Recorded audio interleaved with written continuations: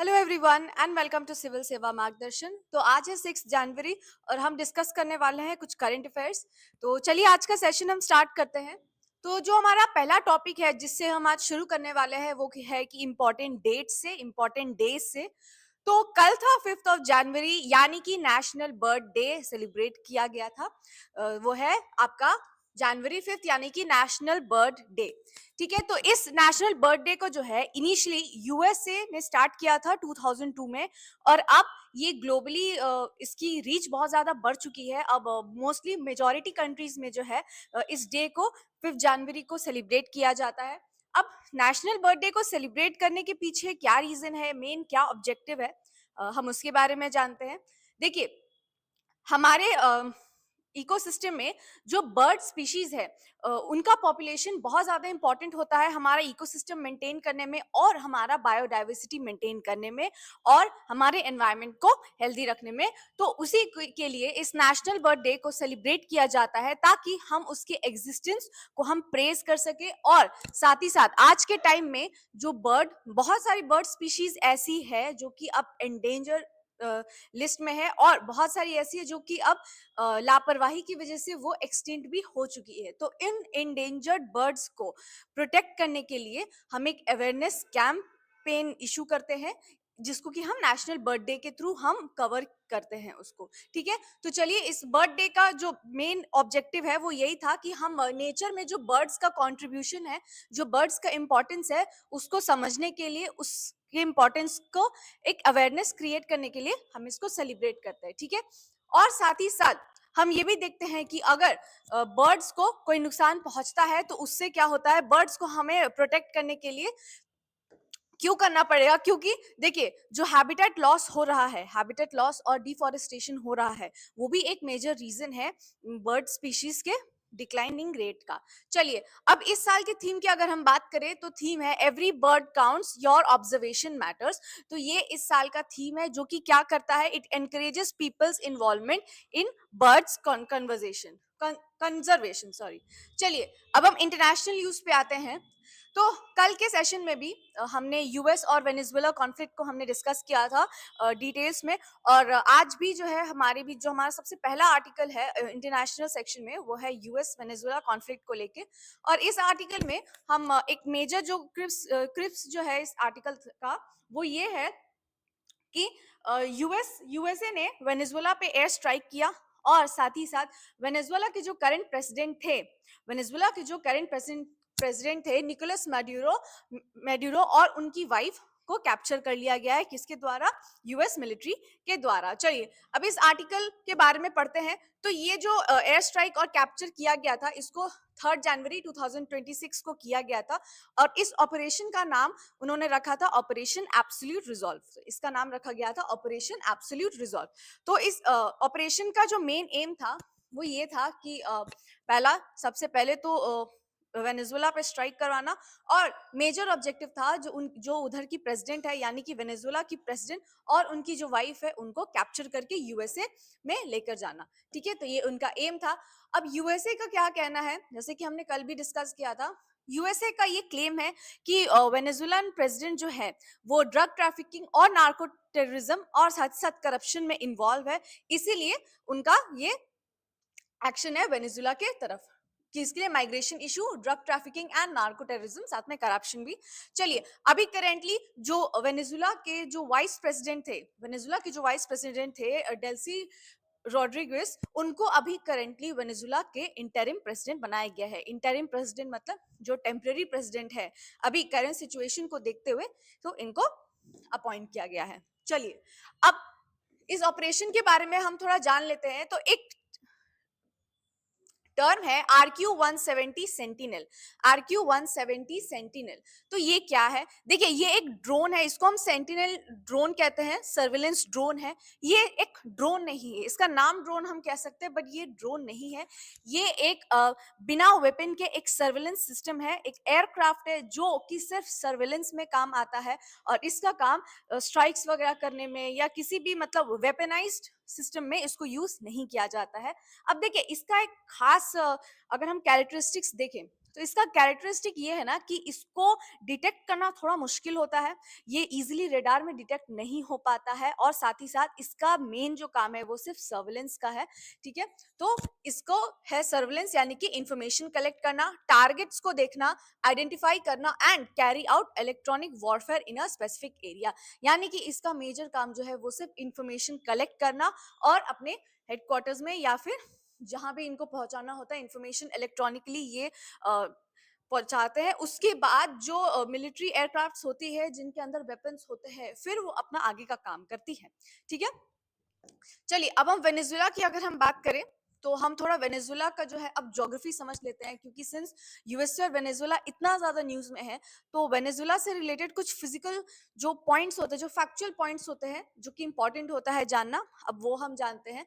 तो देखिए वेनेजुएला एक ऐसा कंट्री है, अगर आप साउथ अमेरिका का मैप खोलेंगे तो साउथ अमेरिका के जो नॉर्दर्न कोस्ट है यानी कि एकदम नॉर्दर्न हिस्से में ही वेनेजुएला आपको मिलता है। एक छोटी सी कंट्री है जिसके नेबर्स के बारे में अगर हम जाने तो वेनेजुएला के साउथ में आपको पड़ता है ब्राजील, ठीक है। वेनेजुएला के साउथ में आपको पड़ता है ब्राजील, ईस्ट में पड़ता है आपको गुआना, और वेस्ट और साउथ वेस्ट जो एरिया है यानी कि वेस्ट और साउथ वेस्ट जो एरिया है वहां आपको पड़ता है कोलंबिया। तो वेनेजुएला के नेबर्स हम समझ गए, साउथ में होता है ब्राजील, ईस्ट में गुआना और वेस्ट एंड साउथ ईस्ट में साउथ वेस्ट में आपका पड़ता है कोलंबिया। अब हम कैपिटल सिटी की बात करें तो वेनेजुएला का कैपिटल है कराकस, इसका कैपिटल है कराकस। याद रखिएगा साउथ अमेरिका के नॉर्दर्न कोस्ट में ये कंट्री प्रेजेंट है। अब हम मेजर रिवर्स की अगर हम बात करें जो कि वेनेजुएला में फ्लो करता है तो इसका नाम याद रखिएगा ओरिनोको एंड रियो नेग्रो। तो इसका नाम क्या है? ओरिनोग्रो एंड रियो नेग्रो। चलिए मेजर लेक्स की अगर हम बात करें तो दो मेजर लेक्स है जो कि वेनेजुएला में पाए जाते हैं, एक है लेक माराकाइबो और दूसरा है लेक गुरी, ठीक है। हाईएस्ट पीक की बात करें तो वो है Pico Bolivar. World's highest waterfall जो है एंजल फॉल्स कहाँ है? वेनेजुएला में प्रेजेंट है। और वेनेजुएला कहाँ है? वो गुइना हाईलैंड्स रीजन में पाए जाते हैं। तो ये कुछ स्टैटिक इंफॉर्मेशन है वेनेजुएला के बारे में, और सिंस ये इतना ज्यादा न्यूज में है तो इसलिए इसको याद रखिएगा वेनेजुएला के बारे में। चलिए अब हम नेशनल सेक्शन की तरफ बढ़ते हैं। तो हमारा जो पहला टॉपिक है नेशनल्स के अंदर वो है उदासीन भगत के बारे में, ठीक है। उदासीन भगत और आसाम गवर्नमेंट से रिलेटेड है। अब देखिए ये उदासीन भगत क्या होते हैं। तो आसाम में एक मॉन्क का ग्रुप है जिसको हम उदासीन भगत कहते हैं, जो कि बाय नेचर वैष्णवाइट्स होते हैं। बाय नेचर वैष्णवाइट्स होते हैं यानी कि वैष्णवाइट्स वो जो कि लॉर्ड विष्णु के फॉलोअर्स होते हैं। तो ये उदासीन भगत जो ग्रुप है, मॉन्क्स का जो ग्रुप है, ये वैष्णवाइट फॉलोअर्स है। और ये कहाँ पाए जाते हैं? ये पाए जाते हैं ये पाए जाते हैं आपके आसाम में, ठीक है।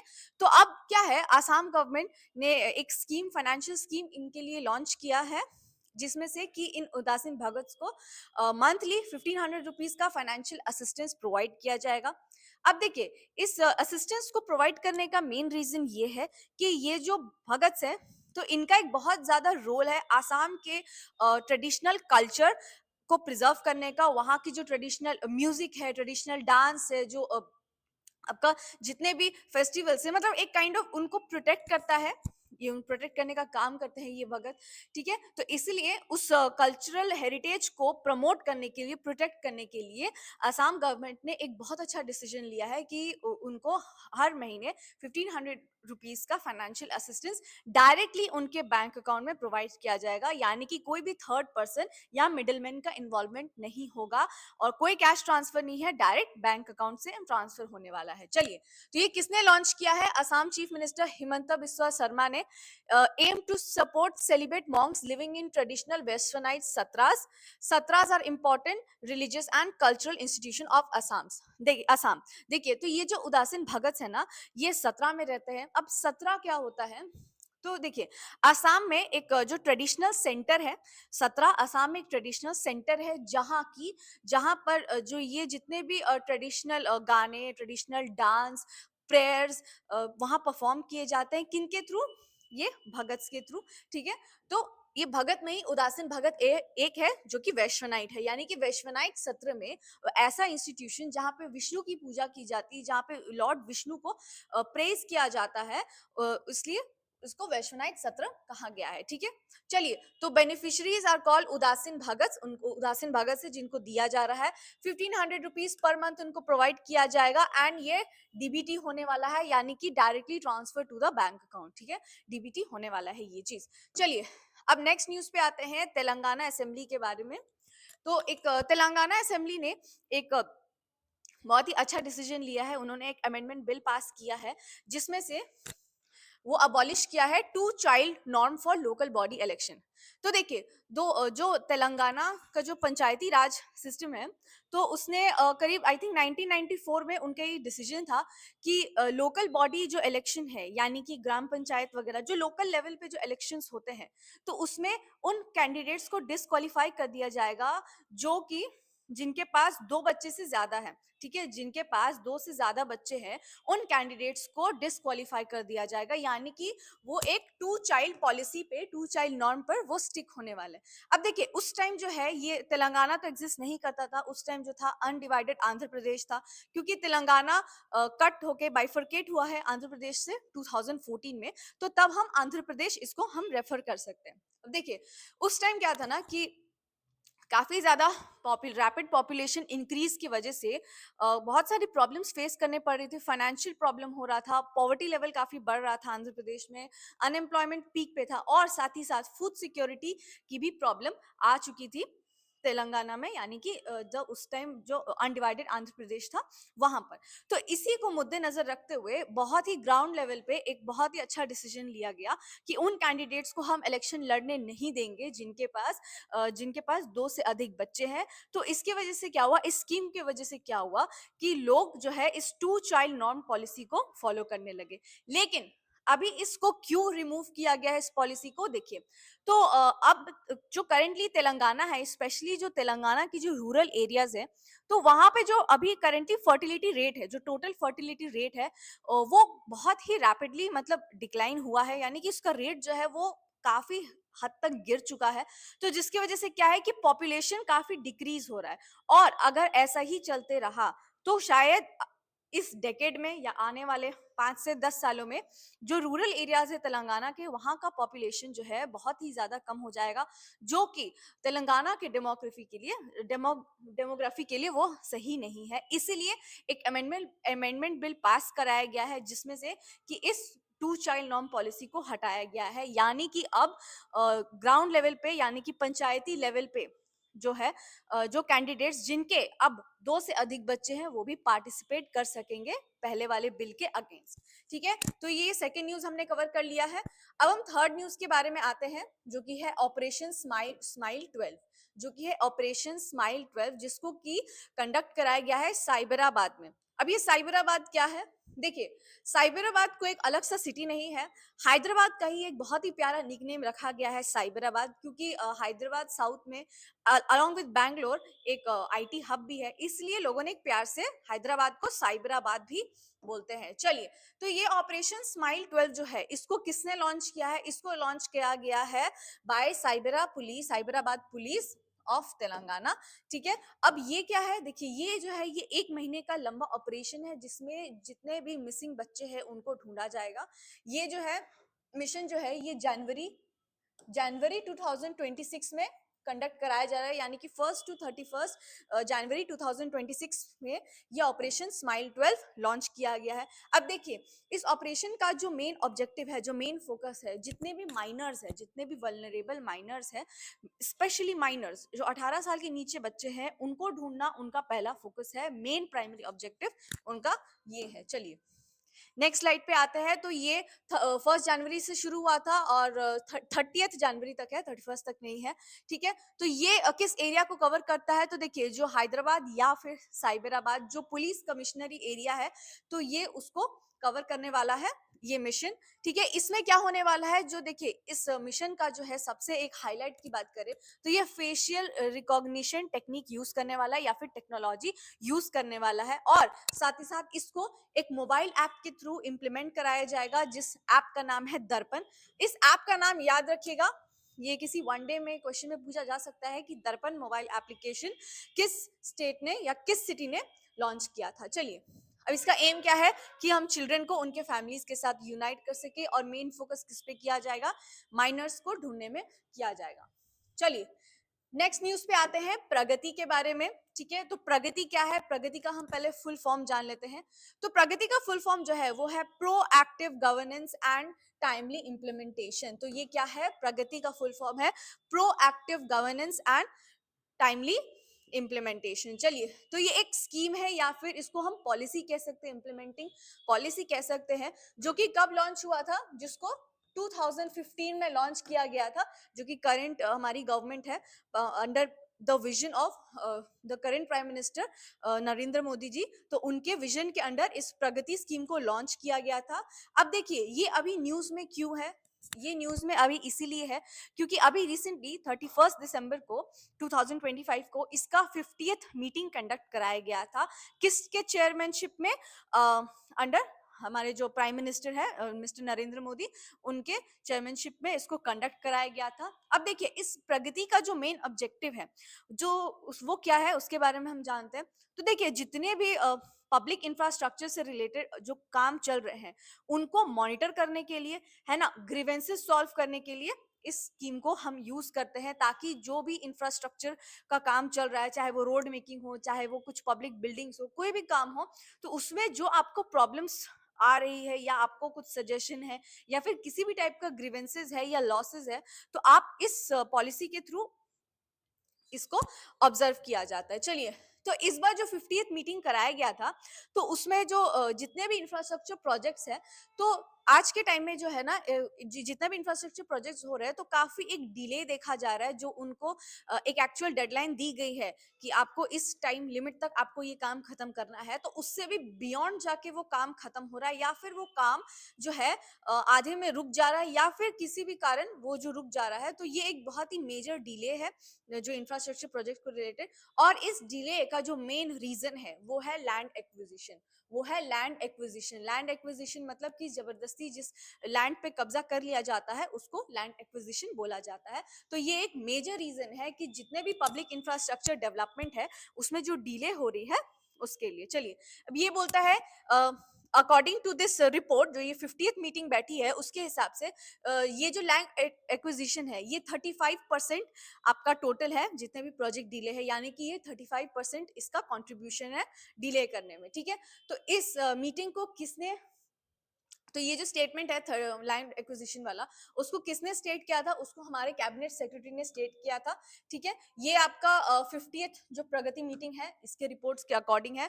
अब मैंने जैसे बताया कि ये प्रगति मीटिंग क्या होता है, ये प्रगति क्या है, ये एक सेंट्रलाइज स्कीम है जिसमें कि आईसीटी का यूज किया जाता है, जिसमें टेक्नोलॉजी का एक बहुत अच्छा बेहतरीन यूज किया जाता है। और साथ ही साथ इसमें जो हमारे प्राइम मिनिस्टर है वो वीडियो कॉन्फ्रेंसिंग के थ्रू भी प्रॉब्लम्स को सुनते हैं और उसका सोल्यूशन देने की कोशिश करते हैं। ठीक है, इसको ग्रीवेंस रीएड्रेसल के लिए यूज किया जाता है, मॉनिटरिंग के लिए यूज किया जाता है, और साथ ही साथ प्रोजेक्ट इंप्लीमेंटेशन के लिए भी यूज किया जाता है। चलिए, it enables real time review of important national projects. चलिए, तो प्रगति के बारे में भी हमने जान लिया।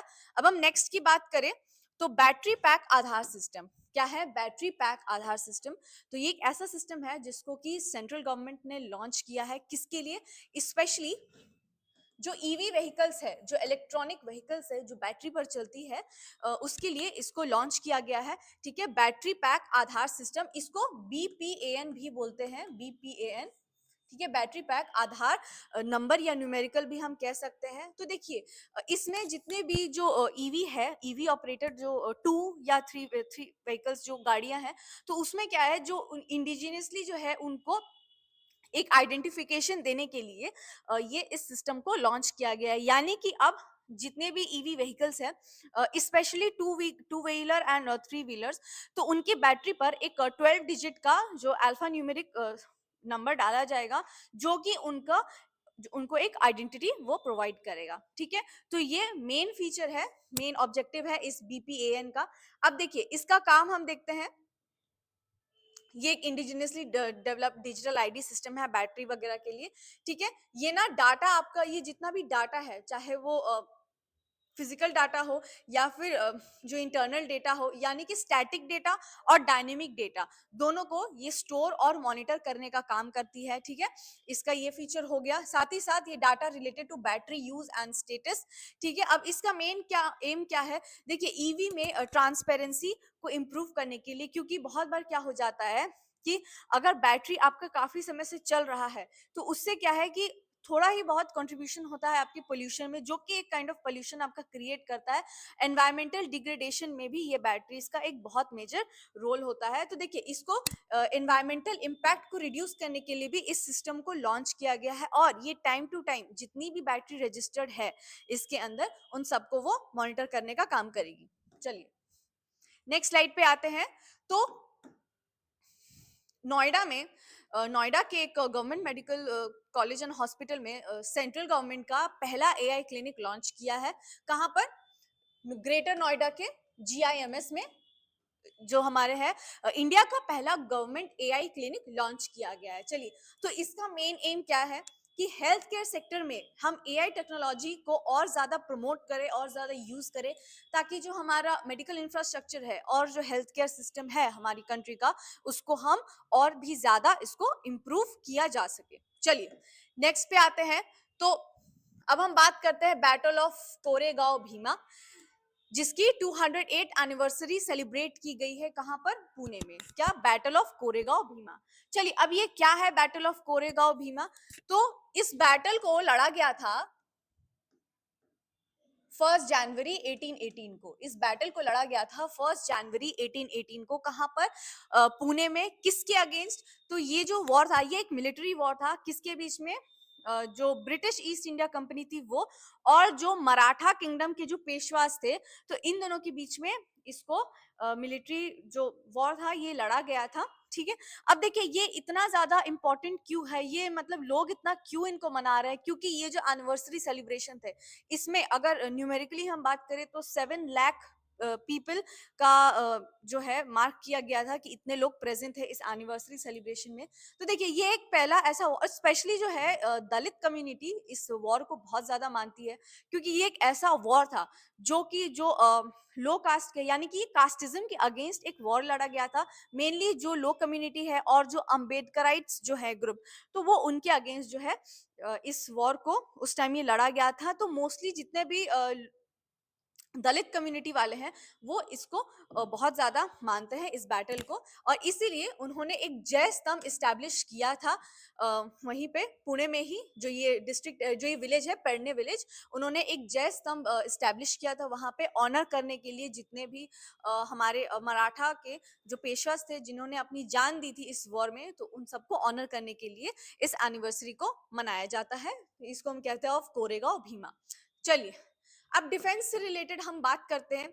तो जो पहला है, हम आईसीजी शिप के बारे में बात करेंगे, समुद्र प्रताप, जिसको कि अभी हाल फिलहाल कमीशन किया गया है।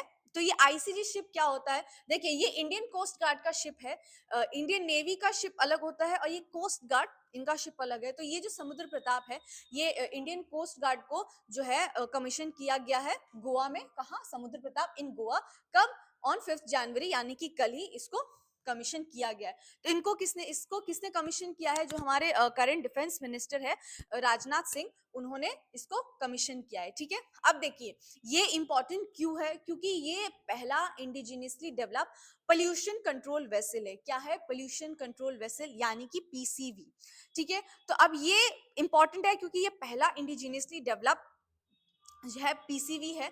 तो हमें जो है अभी करेंटली हमें 2 पीसीवी बनाने हैं, जिसमें से एक पहला हो गया समुद्र प्रताप, और दूसरा जो अभी तक एक्शन में नहीं आया या फिर अभी उसका कोई अपडेट नहीं है। तो इसको बनाया, कमिश्निंग कहाँ किया गया है? गोवा शिपयार्ड लिमिटेड जीएसएल, जो कि वास्को डिगामा में है, साउथ गोवा में। ठीक है, गोवा से याद रखिएगा, जो हमने कल न्यूज पढ़ा था कि गोवा में एक 3rd डिस्ट्रिक्ट ऐड हुआ है। ठीक है, अब देखिए इसको डिजाइन किसने किया है? यही गोवा शिपयार्ड लिमिटेड जीएसएल ने। ठीक है, उसके बाद अब देखिए, इसका जो मेन फीचर्स के बारे में हम जानेंगे और इसका क्या बेनिफिट है इसको कमीशन करने से। देखिए, तो ये पीसीवी है, यानी कि पोल्यूशन कंट्रोल वेसल। अब मेनली जो ओशन वगैरह में अगर हम मरीन बायोडायवर्सिटी की बात करें, तो उनका जो घटने का मेन रीजन है, और जो सी या ओशन में जो मरीन रीजन्स है, वहाँ पे एक बहुत ही कॉमन प्रॉब्लम है जिसको देखा जाता है, वो है ऑयल स्पिलिंग का। तो इस ऑयल स्पिलिंग से जो है मरीन बायोडायवर्सिटी से पे बहुत ज्यादा एक नेगेटिव इम्पैक्ट पड़ता है, ठीक है, जिसकी वजह से बहुत अनबैलेंस हो जाता है पूरा बायोडायवर्सिटी। तो इसके अंदर जो है ऑयल स्पिल डिटेक्शन सिस्टम लगा हुआ है, यानी कि वो जितना भी ऑयल स्पिल होगा, जो भी होने वाला है या हुआ है, तो इस चीज पे ये एक चेक रखेगा, और साथ ही साथ इसमें वो डिटेक्शन सिस्टम रखा हुआ है। देखिए, ये एक काइंड ऑफ इसको हम एथिकल भी बोल सकते हैं, क्योंकि ये हमारा एक फर्ज होता है कि हम अपने टेरिटोरियल बायोडायवर्सिटी के साथ साथ हम मरीन बायोडायवर्सिटी को भी प्रोटेक्ट करें। तो इसको कमीशन करने का एक ये मोटिव भी था कि हमें वो एथिकल भी होना चाहिए, साथ ही साथ ये पोल्यूशन रिस्पांस को भी कंट्रोल करने वाला है, और ये इंडिया की जो मैरीटाइम एनवायरमेंटल सिक्योरिटी है, इसको भी बहुत ही फोर्स तक एनहांस करने वाला है। चलिए, तो ये हो गया समुद्र प्रताप के बारे में। अब हम नेक्स्ट जानते हैं, नेक्स्ट पढ़ते हैं हम इंडियन आर्मी के बारे में, जिन्होंने नॉर्थ सिक्किम में एक सोलर जो प्लांट है उन्होंने वो इस्टेब्लिश किया है। तो देखिए, नॉर्थ सिक्किम में एक विलेज आता है जिसका नाम है मुगुथंग विलेज, जिसका नाम है मुगुथंग विलेज। कहाँ पर? नॉर्थ सिक्किम में, जो इंडिया चाइना बॉर्डर है उसके पास ये विलेज सिचुएटेड है। अब देखिए कि इंडियन आर्मी आर्मी ने ये सोलर पावर प्लांट क्यों वहां पे इस्टेब्लिश किया है, इंस्टॉल और कमीशन किया है, क्योंकि ये जो विलेज है ना, ये एक बहुत ही हार्श कंडीशन में सिचुएटेड है, और यहाँ पे सिर्फ 10 फैमिलीज प्रेजेंट है। इस विलेज में सिर्फ 10 फैमिलीज रहती है, और प्रिसाइजली नंबर की हम बात करें तो अभी करेंटली इन 10 फैमिलीज में से सिर्फ 32 मेंबर्स है इस टोटल विलेज में, ठीक है। तो ये बहुत ही कम है इधर का पॉपुलेशन, और काफी ज्यादा हार्श है एरिया। तो विंटर्स में क्या है ना कि इन विलेज को लोगों को माइग्रेट करना पड़ता है, क्योंकि ये विलेज जो है ये इलेक्ट्रिसिटी डिपेंडेंट है, यहाँ पे इंडिपेंडेंट इलेक्ट्रिसिटी नहीं है, फूड स्कार्सिटी काफी ज्यादा है, तो बहुत सारी प्रॉब्लम्स है, क्योंकि एक हार्श क्लाइमेट में भी है और साथ ही साथ बॉर्डर एरियाज पे। तो यहाँ के लोगों को बहुत ज्यादा सफर करना पड़ता है। तो इसी को नजर देखते हुए जो हमारी इंडियन आर्मी की जो त्रिशक्ति कॉर्प्स है, उन्होंने एक 10 किलोवाट का सोलर पावर प्लांट इंस्टॉल किया है। कहाँ पे? मुगुथंग विलेज में, जो कि नॉर्थ सिक्किम में प्रेजेंट है, ठीक है। याद रखिएगा, त्रिशक्ति क्रॉप ने किया है। कहाँ पे है? मुगुथंग विलेज, जो कि इंडिया चाइना बॉर्डर के पास है, नॉर्थ सिक्किम में। अब देखिए, इसको इम्प्लीमेंट किसके अंडर किया गया है, तो हमारे गवर्नमेंट ऑफ इंडिया के अंडर एक प्रोजेक्ट है जिसको हम कहते हैं वाइब्रेंट विलेजेस प्रोग्राम। तो इसके अंडर जो है इसको इम्प्लीमेंट किया गया है। अब देखिए, इससे क्या होगा कि इस गांव में पूरे साल इलेक्ट्रिसिटी की कोई प्रॉब्लम नहीं होने वाली है, ठीक है। All round year round electricity मिलने वाला है इस रिमोट और हाई ऑल्टीट्यूड एरिया में, ठीक है। तो इस न्यूज के बारे में हमने देख लिया। अब डिफेंस से रिलेटेड हम लास्ट न्यूज को अगर हम देखें, तो पाकिस्तान की जो एयरफोर्स है, उन्होंने वो ऐसा क्लेम करती है, वो उन्होंने ऐसा बोला है कि उन्होंने एक इंडिजिनियसली डेवलप तैमूर मिसाइल उन्होंने बनाया है, कमीशन किया है, और साथ ही साथ उनको उसका एक सक्सेसफुल फ्लाइट टेस्ट भी कंडक्ट कराया गया है। तो देखिए, इस तैमूर मिसाइल का अगर हम कैरेक्टरिस्टिक्स देखें, तो ये एक लो रेंज मिसाइल है, ठीक है, ये एक लो रेंज मिसाइल है, और ये एक एयर मिसाइल है, लो रेंज एयर मिसाइल है, और ये एयरक्राफ्ट मिसाइल है। याद रखिएगा, ये एक एयरक्राफ्ट मिसाइल है, यानी कि इसको हम लैंड या वाटर से, सी से हम नहीं डायरेक्ट इसको हम छोड़ सकते हैं। ये एक एयरक्राफ्ट से रिलीज होने वाला मिसाइल है, और काफी प्रिसाइज्ड है, यानी कि ये बहुत टारगेट प्रिसाइज्ड मिसाइल है, लो रेंज मिसाइल है, ठीक है, और इसको रेडार में डिटेक्ट करना थोड़ा मुश्किल है, ठीक है। तो इसीलिए पाकिस्तान एयरफोर्स ने इसको सक्सेसफुली कंडक्ट कराया है, और उन्होंने ये स्टेटमेंट रिलीज किया है। चलिए, अब हम साइंस एंड टेक्नोलॉजी की बात करें, तो पहला है WHO pharma vigilance, WHO who pharma को विजिलेंस। तो ये एक रिपोर्ट है जिसमें से कि इंडिया ने ग्लोबली 8th रैंक अचीव किया है, अब देखिए, ये फार्माकोविजिलेंस क्या होता है? देखिए, फार्माकोविजिलेंस मतलब कि फार्मा मतलब क्या होता है? दवाई। देखिए, दवाई से रिलेटेड जितनी भी आपका जो हम एक चेक रखते हैं, दवाई और वैक्सीन्स के बाद जो एक चेक रखा जाता है कि वो कैसे, मतलब कहीं उसका एक नेगेटिव इम्पैक्ट तो नहीं है और वो नेगेटिव की जगह एक पॉजिटिव इम्पैक्ट क्रिएट कर रही है, कहीं उसका कोई एक साइड इफेक्ट्स तो नहीं है। तो उस चीज़ को, जो उस नज़र रखने को, उस चेक रखने को हम फार्माकोविजिलेंस कहते हैं। ठीक है, तो इंडिया ने ग्लोबली 8th रैंक इसमें अचीव किया गया है। ठीक है, तो इस फार्माकोविजिलेंस का काम क्या होता है? जैसे मैंने बताया, मॉनिटर करना, detect, assess and prevent adverse effects of medicine and vaccine. ठीक है, तो इसका ऑब्जेक्टिव क्या है? इसका ऑब्जेक्टिव ये है कि हर एक पेशेंट को वो जितने भी मेडिसिन या वैक्सीन कंज्यूम कर रहा है, उससे, उसके नेगेटिव इफेक्ट से उसको बचाना है, उससे उससे रिलेटेड उसको कोई भी रिस्क ना हो और वो मेनली उससे बेनिफिट हो, ये इसका मेन ऑब्जेक्टिव है। चलिए, अब अवार्ड्स की हम बात करते हैं। तो अभी रिसेंटली एक चैलेंज हुआ था हमारे इंडिया में। तो उस चैलेंज का नाम है बदलता भारत मेरा अनुभव। ये क्या है? बदलता भारत भारत मेरा अनुभव। तो ये एक क्रिएटिव चैलेंज था जो कि हमारे गवर्नमेंट ऑफ इंडिया ने इसको इंट्रोड्यूस कराया था। तो इस चैलेंज के अंडर क्या करना था कि आपका लास्ट जो 10 से 11 साल जो आपने इस गवर्नमेंट के अंडर आपका जो लाइफ चेंज हुआ है, तो उस एक्सपीरियंस को आपको शेयर करना था। मोस्टली आपको, आप किसी भी प्लेटफॉर्म के थ्रू, चाहे आप सोशल मीडिया हो, इंस्टाग्राम हो या फिर यूट्यूब वगैरह हो, तो आपको शेयर करना था। अब क्या है, जितना भी इम्पैक्ट हो रहा है, यानी कि आपका जो लाइफ इम्पैक्ट हुआ है अभी तक इन 10 सालों में इस गवर्नमेंट के अंडर, आपको उस एक्सपीरियंस को शेयर करना था। तो ठीक है, तो अब ये न्यूज़ में इसलिए क्योंकि इसके विनर्स को अनाउंस कर दिया गया है। 4 चैलेंजेस हुए थे इस कैंपेन के अंदर। अब देखिए, इसको ऑर्गेनाइज़ किसने कराया था? Ministry of information and broadcasting और with collaboration with my government. चलिए, अब इसमें क्या है कि सिटीजन को अपना पर्सनल एक्सपीरियंसेस एक क्रिएटिव वे में शेयर करना था, एक क्रिएटिव वे में शेयर करना था, जो कि लास्ट 11 साल में उन्होंने देखा है, जो उन्होंने फेस किया है। ठीक है, देखिए, अब इसके विनर्स की अगर हम बात करें, तो पहला इंस्टाग्राम रील से इंद्रजीत, सुबोध महाशंकर, यूट्यूब शॉर्ट्स के थ्रू मंथर रोहित, और शॉर्ट एवी चैलेंज सुशोभन मन्ना, और कृष्णा गुप्ता जो है वो ब्लॉग राइटिंग में इन्होंने फर्स्ट प्राइज हासिल किया है। देखिए, अब इस कंटेस्ट का जो मेन एम था, जो मेन ऑब्जेक्टिव था, वो ये था कि जो आज का यूथ है वो और भी ज्यादा अवेयर हो उस अपने नेशन के डेवलपमेंट में, और जितने भी पॉजिटिविटी चल रही है या फिर जो भी पॉजिटिव डेवलपमेंट आपको आसपास दिख रहा है, यानी कि मेन एम यही है कि हमारे कंट्री में जो भी अभी चल रहा है उस पे यूथ जो है एक चेक रखे, वो अपना एक ओपिनियन तैयार रखे कि अगर ये चीज हो रहा है तो इस चीज का क्या हार्मफुल इफेक्ट है, या फिर क्या ये पॉजिटिवली कैसे इंडिया को या सिटीजन को या उसकी इकोनॉमी को इम्पैक्ट कर रही है। ठीक है, तो ये इसका मेन एम था। तो चलिए, अब हम स्पोर्ट्स पर आते हैं। तो इंडिया के जो संजय तकाले हैं, उन्होंने हिस्ट्री बनाया है कहाँ पर? दकर रैली में, जो कि 2026 में हुआ था। उसमें उन्होंने H3 क्लास में उन्होंने जीता है। अब देखिए, ये दकर रैली क्या है? तो दकर रैली एक कार रेस हम कह सकते हैं, जैसे फॉर्मूला 1 होता है, वैसे ही दकर रैली एक कार रेस होता है। लेकिन ये जो है, ये थोड़ा सा जो टफ टेरेन होते हैं ना, जैसे कि बहुत डेजर्ट एरिया हो गया, माउंटेनस एरियाज हो गया, तो वहां पर जो कार रेसेस वगैरह होता है, उसको हम डकर रैली के नाम से जानते हैं। अभी H3 क्लास क्या है? H3 क्लास, देखिए, ये एक ग्रुप है, कार्स का ग्रुप है, जैसे अलग अलग कार्स के ग्रुप होते हैं ना, तो उस H3 ग्रुप ऑफ कार्स में जो था, इनका पार्टिसिपेशन था। तो इसमें उन्होंने हिस्ट्री बनाया है, यानी कि वो पहले इंडियन है। ये इनका सेकंड पार्टिसिपेशन था इस डकर रैली में। पहला जो उनका डेब्यू था वो 2025 में हुआ था, और इस बार 2026 में उन्होंने ये जीतकर हिस्ट्री क्रिएट किया है डकर रैली में। चलिए, सेकंड पे आते हैं। तो जो एशिया कप हुआ था, वुमेन्स एशिया कप हुआ था, जिसकी होस्ट कंट्री जो थी वो चाइना थी। तो इसमें जो है, इस चैंपियनशिप में इंडिया जो है वो सेकंड आई है, यानी इंडिया को सिल्वर मेडल मिला है।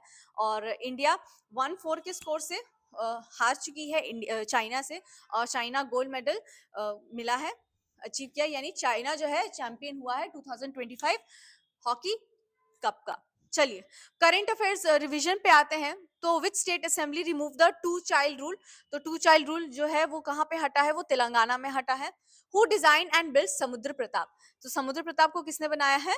गोवा शिपयार्ड लिमिटेड ने। Operation absolute resolve refers to? तो ये क्या है? A major United States military mission to capture Venezuela president. ठीक है, जो हमारे पहले आर्टिकल में पढ़ा था। ठीक है, with reference to the battery pack Aadhaar number BPAN consider the following statements. It is a 21 characteristic unique identification number. Sorry, article पढ़ाते समय मैंने शायद 12 बोल दिया था, ये 21 है, थोड़ा नंबर उल्टा हो गया था, तो याद रखिएगा ये 21 कैरेक्टर है and it is linked with QR code. ठीक है, तो दोनों स्टेटमेंट्स जो है वो सही है। अब चलिए नेक्स्ट स्लाइड पे आते हैं। चलिए अब हम कुछ बिहार के करंट अफेयर्स से रिलेटेड हम पढ़ते हैं। तो देखिए, गया में जितने भी एजुकेशनिस्ट है, फिलोसोफर्स है, उन्होंने एक डिमांड किया है कि सावित्रीबाई फुले की जो कंट्रीब्यूशन है हमारे इंडियन हिस्ट्री में, तो उसको स्टेट की जो बुक्स है, यानी कि एजुकेशन में, एजुकेशनल बुक्स में उसको इंक्लूड किया जाए, ताकि हम उनकी जो कंट्रीब्यूशन है हमारे कंट्री पे, उनको हम और वर्ल्ड वाइड स्प्रेड करें। हम एटलीस्ट आज की जनरेशन को या आज के बच्चे जो उस किताब को पढ़ेंगे, उनको पता चलना चाहिए कि सावित्रीबाई फुले की क्या कंट्रीब्यूशन रही है। ठीक है, तो मेन एम जो है, डिमांड है कि उनकी बायोग्राफी को इंक्लूड किया जाए। तो अब सावित्रीबाई फुले कौन है? देखिए, इंडिया की जो पहली फीमेल टीचर है, इंडिया की जो पहली फीमेल टीचर है वो है हमारी सावित्रीबाई फुले, जो कि एक सोशल रिफॉर्मर भी रही है। इन्होंने बहुत लड़ा है किसके लिए? फीमेल एजुकेशन एंड एम्पावरमेंट के लिए। इनका एक बहुत ही मेजर रोल है सोसाइटी में। ये काम करती थी अपने हस्बैंड के साथ, जो कि थे ज्योतिराव फुले। ठीक है, अब हम बात करते हैं नेक्स्ट आर्टिकल पे। तो मेन जो पहला आर्टिकल में था, तो गया में ये डिमांड रखा गया है कि इनकी बायोग्राफी को जो है हम एजुकेशनल बुक्स में इंक्लूड कराएं। चलिए नेक्स्ट पे आते हैं। तो ये कुछ बिहार के एग्रीकल्चर स्कीम्स को लेके हैं। तो अभी बिहार में अगर हम देखें तो बहुत ही ज्यादा जो ये एग्रीकल्चर सेक्टर है, तो इसको इंडस्ट्रियलाइज किया जा रहा है, काफी स्कीम्स लाया जा रहा है, ताकि बिहार जो है, एक टर्म यूज किया गया है यहाँ पे, एग्री प्रोसेसिंग सेक्टर एक एज एन इमर्ज कर सके, और खास करके इस सेक्टर में जो है इन्वेस्टमेंट भी हमें बहुत आ सके। चलिए, तो पहला कुछ कुछ स्कीम्स देखते हैं। तो फोर्थ एग्रीकल्चर रोड मैप, जो कि 23 टू 2028 तक है, इसका मेन एम क्या है कि हम सस्टेनेबल फार्मिंग टेक्नोलॉजी यूज पर हम फोकस करें, हम एग्रीकल्चर में हम टेक्नोलॉजी की यूज करें, और साथ ही साथ हम ऑर्गेनिक फार्मिंग को भी प्रमोट करें। ठीक है, जिसको कि ऑर्गेनिक फार्मर प्रोग्राम भी बोला गया है। यानी कि अगर आप ऑर्गेनिक फार्मिंग कर रहे हो तो आपको सब्सिडीज प्रोवाइड की जाएगी वर्मी कॉम्पोस्ट के लिए, या फिर साथ ही साथ ऑर्गेनिक सर्टिफिकेशन भी आपको दिया जाएगा। नेक्स्ट आता है मुख्यमंत्री बागवानी मिशन। ठीक है, जिसमें से कि जो कमर्शियल हॉर्टिकल्चर है, हॉर्टिकल्चर को कमर्शियली प्रमोट करने के लिए ये स्कीम लाया गया है, मुख्यमंत्री बागवानी मिशन। जैसे कि पपीता विकास योजना याद कर सकते हैं, पपाया के लिए। फिर आता है Bihar agri investment promotion policy, BAIPP, जो कि क्या है कि जितना भी ये एग्रो प्रोसेसिंग सेक्टर है, इसमें प्राइवेट इन्वेस्टमेंट और इन्वेस्टर्स को अट्रैक्ट करने के लिए इस स्कीम को लाया गया है। और इसमें सब्सिडीज भी मिलने वाला है, किसके लिए? मखाना, हनी, फ्रूट्स एंड वेजिटेबल्स के लिए। और साथ ही साथ एक मखाना बोर्ड प्रपोज किया गया है, जो हमारे बिहार में जो मखाना प्रोडक्शन होता है, स्पेशली जो मिथिला रीजन है, जहाँ पे मखाना बहुत हाई क्वांटिटी में प्रोड्यूस होता है, तो उसके लिए एक मखाना बोर्ड भी प्रपोज किया गया है।